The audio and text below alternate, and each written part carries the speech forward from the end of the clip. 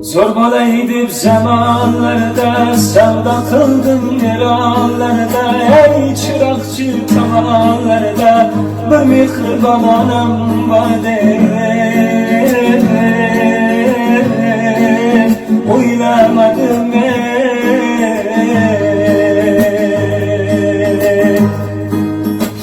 Amat gelip sevdalardan, boyun tondu tıllalardan, maişet uyanlardan, ver mihriban atam vardı. Uylamadım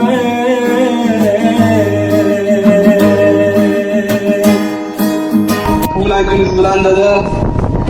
Tabriklayman, ilohim baxtimizga sog' bo'ling. Mendan ozgina sovg'a bo'lsa ham qabul qilasiz dedi. Xudo xolasa bundan ham ziyodasiga yetgan. Xudo xolasa dedi, sizni yaxshi joylarga boraman. Aziz xabarlarga boraman. Sizni juda yaxshi ko'ramiz. Rahmat. Juda yaxshi ko'rgan insonimiz dedi. Bu bugun samolyotimiz